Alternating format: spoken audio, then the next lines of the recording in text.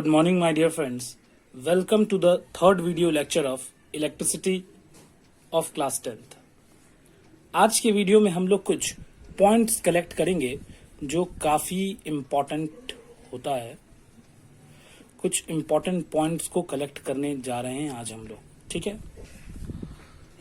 सबसे पहला पॉइंट क्या होगा, तो हमने जो अभी तक पढ़ा है उसमें सबसे इम्पॉर्टेंट चीज़ जो हमने पढ़ा था वो पढ़ा था कि अगर एक पॉजिटिव चार्ज है, दूसरा भी पॉजिटिव चार्ज है और इस दोनों को आप इंटरेक्ट कराइएगा तो दोनों में रिपल्सन होगा, ठीक है। फिर आपने देखा था कि निगेटिव चार्ज है, दूसरा भी निगेटिव रहेगा तो भी रिपल्सन होगा। कहने का मतलब वही रूल को याद करिए, like charges repel each other. नहीं, लाइक चार्जेस एक दूसरे से दूर भागते हैं। लेकिन जब इसका अपोजिट किया गया, एक नेगेटिव चार्ज और एक पॉजिटिव चार्ज, यानी दो अनलाइक चार्जेस को लिया गया, तो देखा गया कि वो क्या हो रहे थे, अट्रैक्ट हो रहे थे, ठीक है। यहां पे अट्रैक्शन हो रहा था।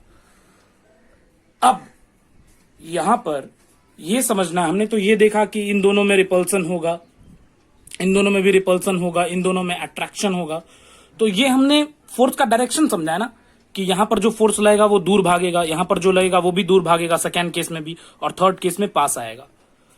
ये डायरेक्शन है फोर्स का। बट फोर्स लग कितना रहा है, इसका मैग्नीट्यूड क्या होगा, उसका अमाउंट क्या होगा उस फोर्स का, उसको पढ़ना है आज बेसिकली। उसके लिए एक लॉ है, उस लॉ को स्टडी करेंगे जो हमारा सबसे पहला पॉइंट होगा आज का, ठीक है। तो ध्यान दीजिएगा। अभी हमने ये जाना कि दो ऑब्जेक्ट, जो दो चार्ज्ड ऑब्जेक्ट्स होंगे उसमें किस तरीके का फोर्स लगेगा। अगर लाइक होगा तो रिपेल करेगा, अनलाइक होगा तो अट्रैक्ट करेगा। नहीं, ये फोर्स को इलेक्ट्रोस्टैटिक फोर्स भी बोल सकते हैं, ठीक है। अब इस फोर्स के मैग्नीट्यूड की बात करते हैं तो इस फोर्स का यानी इलेक्ट्रोस्टैटिक फोर्स का मैग्नीट्यूड आप जिस लॉ से निकालते हो उस लॉ को कूलम्स लॉ बोलते हैं, या फिर कह सकते हो कि एक लॉ है हमारे पास कूलम्स लॉ, जिससे कि आप दो चार्ज्ड बॉडीज के बीच में क्या फोर्स लग रहा है उसको कैलकुलेट कर सकते हो, ठीक है। ध्यान से देखिएगा। इस लॉ को अगर मैं कंपेयर करूं यूनिवर्सल लॉ ऑफ ग्रेविटेशन से तो भी कुछ बातें क्लियर होंगी। यूनिवर्सल लॉ ऑफ ग्रेविटेशन आप लोग जानते हैं, वहां पे दो स्टेटमेंट था। जैसे दो ऑब्जेक्ट है, एक का मास m1, दूसरे का मास m2, और इस दोनों के बीच का डिस्टेंस क्या, r। देखो ग्रेविटेशनल लॉ में क्या था, या फिर यूनिवर्सल लॉ ऑफ ग्रेविटेशन में जो बेसिक क्वांटिटी था या फिर जो फंडामेंटल कैरेक्टरिस्टिक था जिसके बीच में ये फोर्स लगेगा, वो क्या था, आपका मास था। कि दो ऑब्जेक्ट जिसके पास मास होगा उसके बीच में ग्रेविटेशनल फोर्स लगेगा।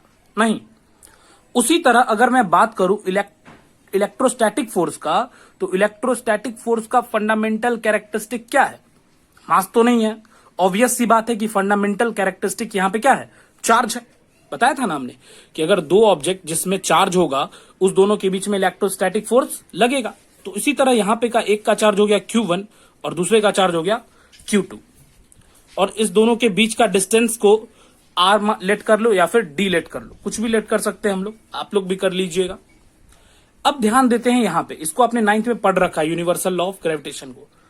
यहां पे आपने जरूर पढ़ा होगा, फर्स्ट स्टेटमेंट आपने पढ़ा होगा कि जो ग्रेविटेशनल फोर्स होता है वो प्रोडक्ट ऑफ मासेस के डायरेक्टली प्रोपोर्शनल होता है। यानी m1 इंटू m2 के क्या होता है, ये डायरेक्टली प्रोपोर्शनल। जैसे ही आपका m1 इंटू m2 के डायरेक्टली प्रोपोर्शनल होता है, जैसे ही आपका मासेस का प्रोडक्ट बढ़ेगा वैसे ही आपका फोर्स भी क्या होगा, बढ़ेगा। Force is directly proportional to m1 into m2।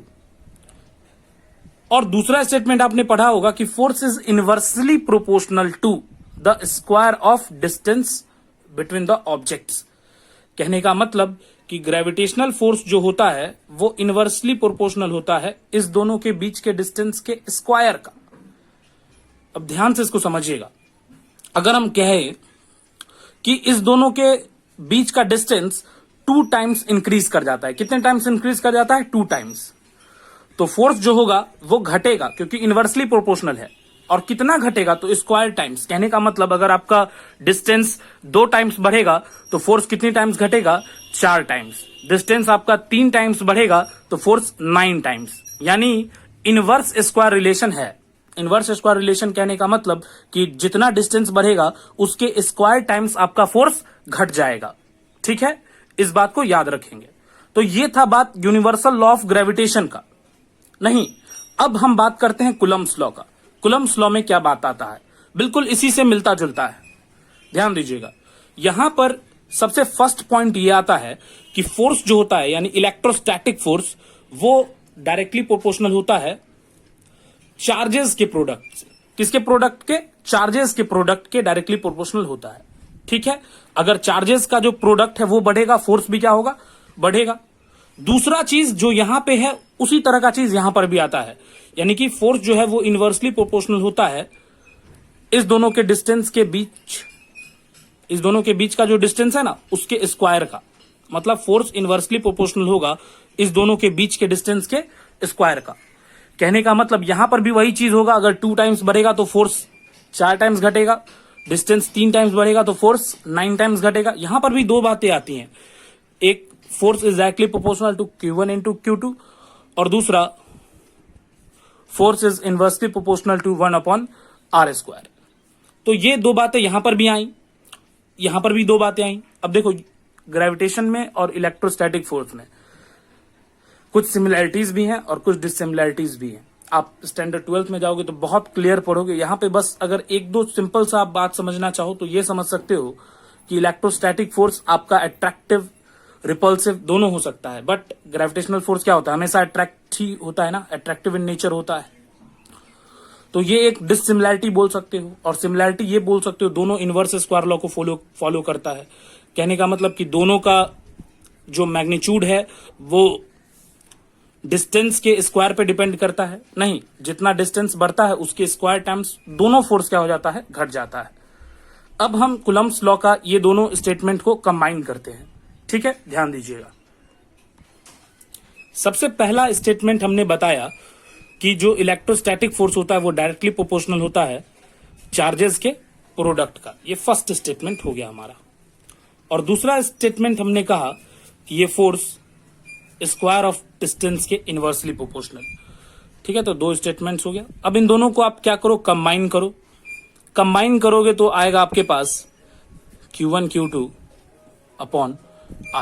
ठीक है, अब कहीं पर भी आपका प्रोपोर्शनैलिटी हटता है तो एक कांस्टेंट आता है। यहां पर भी सिंपल सा एक कांस्टेंट आएगा, उसको मैं K दे देता हूं।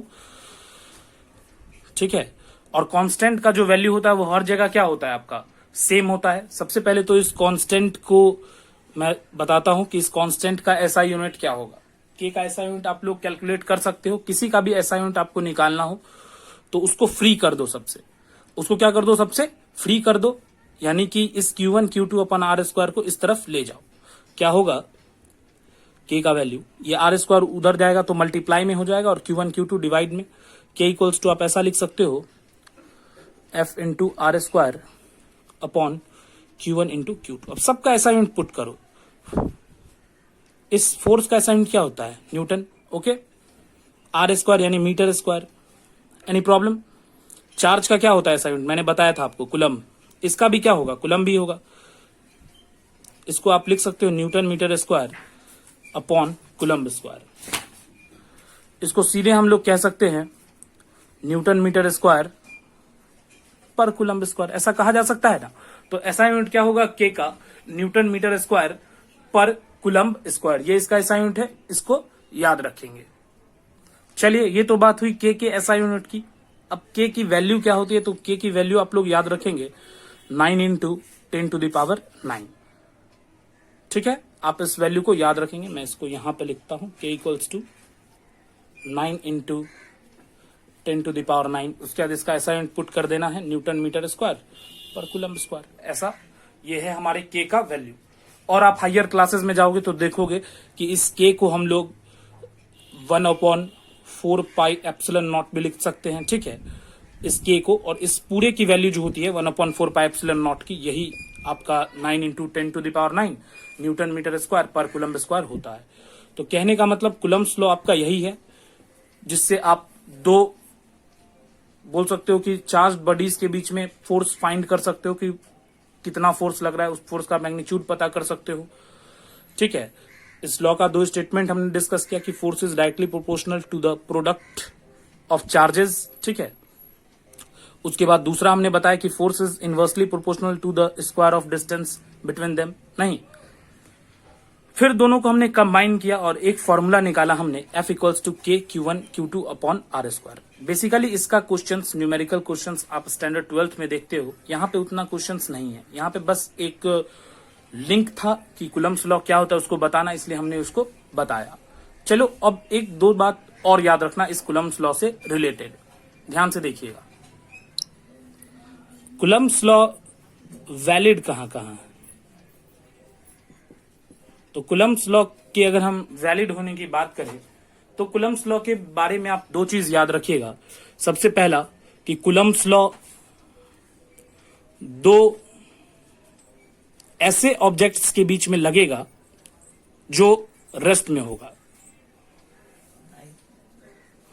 To charge bodies at rest, दो चार्ज बॉडीज के बीच में लगेगा, लेकिन दोनों चार्ज बॉडीज क्या होने चाहिए? आपके रेस्ट में होने चाहिए। क्योंकि जैसे ही चार्ज बॉडीज आपका मोशन में आएगा वहां पे मैग्नेटिक फोर्स भी क्रिएट होगा, नहीं मैग्नेटिक फील्ड भी आने लगता है, तो ढेर सारी बातें आती हैं जब आपका चार्ज बॉडीज मोशन में हो जाता है। तो कूलम्ब्स लॉ वहीं पे लगेगा जहां पे दो आपका चार्ज बॉडीज क्या होगा? रेस्ट में होगा। ये पहली बात है इसके वैलिड होने की। दूसरी बात, ये पॉइंट चार्जेस के बीच में ही लगता है। कहां पे लगता है? ये पॉइंट चार्जेस के बीच में। अब जरा हम लोग ये समझते हैं कि पॉइंट चार्जेस क्या होता है, थोड़ा सा समझ लेते हैं इसको। मान लीजिए आपका एक ऑब्जेक्ट है जिसका चार्ज है Q1, इसका चार्ज है Q2। मैं इसको Q1 को और Q2 को नीचे लिखता हूं ताकि और इसको ठीक से एक्सप्लेन कर सकूं। इसका चार्ज है Q1 और इसका चार्ज क्या है? Q2, ठीक है। इस दोनों ऑब्जेक्ट का कुछ ना कुछ रेडियस तो होगा ही होगा। चलिए मान लेता हूं इसका रेडियस R1 है और इसका रेडियस है R2। कोई दिक्कत? इस दोनों के बीच का डिस्टेंस x, ठीक है। तो कहने का मतलब यह है कि पॉइंट चार्जेस इस Q1 को और Q2 को तभी बोलेंगे जब इस दोनों का रेडियस जो होगा वो इस दोनों के बीच के डिस्टेंस से काफी कम होगा। कहने का मतलब कि R1 या फिर R2 जो होगा आपका वो x से बहुत ज्यादा क्या होगा? छोटा होगा, ठीक है। अगर R1 R2 x से बहुत ज्यादा छोटा है तभी आपका ये दोनों पॉइंट चार्जेस कहलाएगा। जैसे आप बात कर लो सन का और अर्थ का बात कर लो, तो सन और अर्थ बहुत बड़े ऑब्जेक्ट्स है अगर आप समझोगे तो, नहीं, बट उन दोनों का रेडियस का बात करें और उन दोनों के बीच के डिस्टेंस की बात करें तो उन दोनों के बीच का डिस्टेंस जो है वो काफी ज्यादा है उन दोनों के रेडियस के कंपैरिजन में, तो उसको आप पॉइंट ऑब्जेक्ट्स बोल सकते हो, ठीक है। इसी तरीके का कोई दो ऑब्जेक्ट रहेगा, उस दोनों का रेडियस जो होगा वो उन दोनों के बीच के डिस्टेंस से काफी कम होगा, तो उसको आप पॉइंट ऑब्जेक्ट्स बोल सकते हैं। तो ये वहीं पे काम करेगा जहां पे चार्जेस आपके क्या होंगे? पॉइंट होंगे, ठीक है। चलिए, तो ये फर्स्ट पॉइंट था कूलम्ब्स लॉ। दूसरे पॉइंट पे आते हैं जो एक और बहुत इंपॉर्टेंट पॉइंट है, उसको समझिएगा आप लोग, बहुत अच्छा है और इसको आप लोग बहुत बार देखे होंगे बट यहां पे क्लियर हो जाएगा। चलिए मान लेते हैं एक ऑब्जेक्ट है हमारा A, ठीक है, एक ऑब्जेक्ट है हमारा B। ये दोनों अट्रैक्ट कर रहा है, ये दोनों क्या कर रहा है? अट्रैक्ट कर रहा है एक दूसरे को। अब मैं ये कहता हूं कि A जो है वो आपको पॉजिटिव चार्ज है, B का चार्ज निकालना है आपको कि B पे किस तरीके का चार्ज है, ठीक है। तो आप क्या कर सकते हो? दोनों अट्रैक्ट कर रहा है, आप कहोगे कि लाइक चार्जेस एक दूसरे को रिपेल करता है और अनलाइक चार्जेस एक दूसरे को अट्रैक्ट करता है। तो ये अगर पॉजिटिव है तो जाहिर सी बात है ये क्या होगा? निगेटिव होगा। बट ऐसा नहीं है, ये याद रखिएगा। लॉ तो हमारा बिल्कुल सही है, प्रॉपर्टी हमारा बिल्कुल सही है कि लाइक चार्जेस एक दूसरे को रिपेल करता है और अनलाइक चार्जेस एक दूसरे को अट्रैक्ट करता है ना। बट यहां पर समझने की बात क्या है उसको ध्यान से देखिएगा। एक चीज और मैंने आपको पढ़ाया था पिछले लेक्चर में कि अगर आपका एक बॉडी चार्ज्ड है, कैसा है? एक बॉडी आपका चार्ज्ड है और दूसरा बॉडी अनचार्ज्ड है। कहने का मतलब कि इसमें पॉजिटिव चार्ज में मान लेता हूं तो प्लस वालों की संख्या क्या होगी? ज्यादा होगी माइनस वाले के कंपैरिजन में, और इसमें प्लस और माइनस दोनों क्या होगा, बराबर होगा, पॉजिटिव और नेगेटिव नहीं, इसलिए ये अनचार्ज और ये क्या है आपका चार्ज है। मैंने आपको बताया था कि जब आप एक चार्ज बॉडी को अनचार्ज बॉडी के पास ले जाते हो तो वो दोनों अट्रैक्ट कर सकता है, वो दोनों अट्रैक्ट कर सकता है। कैसे, उसको समझिए। देखो, ये आपका चार्ज बॉडी है, ये आपका अनचार्ज बॉडी है, ये पॉजिटिव चार्ज है ना, ये आपका पॉजिटिव चार्ज। तो ये क्या करेगा, इसके निगेटिव को, इस वाले के निगेटिव को अट्रैक्ट करेगा और इस वाले के पॉजिटिव को रिपेल करेगा। तो थोड़े देर बाद आपको अनचार्ज बॉडी का जो अरेंजमेंट होगा वो कैसा दिखलाई देगा, वो ध्यान से देखिए। ये तो आपका पॉजिटिव चार्ज, इसलिए मैं होल प्लस दे देता हूं इस पे। ये अनचार्ज वाले का क्या होगा कंडीशन, वो देखिए। इसने क्या किया, इस वाले ने इसके पॉजिटिव को अट्रैक्ट किया और इसके निगेटिव को अट्रैक्ट किया और इसके पॉजिटिव को क्या किया, रिपेल किया। यानी अनचार्ज वाले का निगेटिव आ जाएगा इस सरफेस पे और पॉजिटिव आ जाएगा इस सरफेस पे। कोई दिक्कत? अब देखिए, अब ये सरफेस आपका पॉजिटिव है और इस सरफेस की बात करो तो ये सरफेस कैसा है आपका, निगेटिव है। तो ये दोनों सरफेस आपस में क्या कर सकता है, अट्रैक्ट कर सकता है।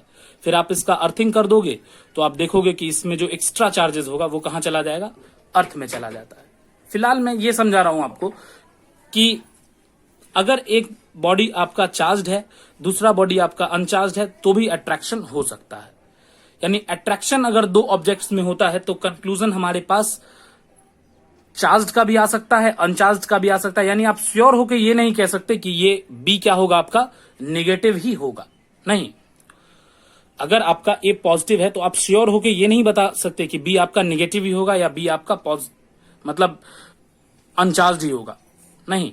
यहां पे दो बातें आ सकती है, या तो बी आपका नेगेटिव हो सकता है या तो बी आपका अनचार्ज हो सकता है। क्योंकि अट्रैक्शन जो होता है वो या तो बोल सकते हो कि अपोजिट चार्ज के साथ हो सकता है या अनचार्ज के साथ भी हो सकता है, ठीक है। तो अट्रैक्शन के वक्त हमारे पास कितने कंक्लूजन्स होते हैं, दो।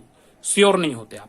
फिर श्योर टेस्ट किसको कहा गया है, इलेक्ट्रिफिकेशन का या फिर किसी ऑब्जेक्ट पे चार्ज पता करने का, तो वो कहा गया है रिपल्सन को। Repulsion is the sure test. Repulsion क्या है आपका, किसी भी ऑब्जेक्ट पे चार्ज को पता करने का श्योर टेस्ट है। अगर ये बताओ कि ए और बी रिपेल करता, ए और बी क्या करता, रिपेल करता, और ए पॉजिटिव चार्ज है, तब आप 100% गारंटी के साथ बोलते कि बी भी क्या है आपका, पॉजिटिव ही है। क्योंकि रिपल्सन हमेशा केवल और केवल किसके साथ होता है, लाइक चार्जेस के साथ, और किसी कंडीशन में रिपल्सन नहीं हो सकता। कंक्लूजन मैं ये कह सकता हूं कि अट्रैक्शन आपको अनलाइक चार्जेस के साथ भी हो सकता है और अनचार्ज्ड के साथ भी हो सकता है, नहीं। बट रिपल्सन की बात करें तो रिपल्सन केवल लाइक चार्ज बॉडीज के साथ ही हो सकता है। तो ध्यान से देखना, रिपल्सन जब हो रहा है तो हमारे पास कितना रिजल्ट है, एक। बट जब अट्रैक्शन होता है तो हमारे पास कितना रिजल्ट है, दो। यानी अट्रैक्शन के वक्त हम श्योर नहीं होते, बट रिपल्शन के वक्त हम 100% श्योर होते हैं, नहीं। और अट्रैक्शन में क्या होता है आपका, 50-50 होता है, नहीं। इसीलिए आपका रिपल्सन क्या है, श्योर टेस्ट है, इलेक्ट्रिफिकेशन का या फिर किसी ऑब्जेक्ट पे चार्ज पता करने का। तो यहां पे हमने दो पॉइंट्स को क्लियर किया है। आगे के वीडियो में हम लोग करंट स्टार्ट करेंगे, इलेक्ट्रिक करंट। तो अगर आप लोग को ये वीडियो मतलब अच्छा लगा हो तो आप इसको लाइक करें, मेरे चैनल को सब्सक्राइब करें और वीडियो को शेयर भी करें अगर अच्छा लगा हो तो। That's all, thank you for watching.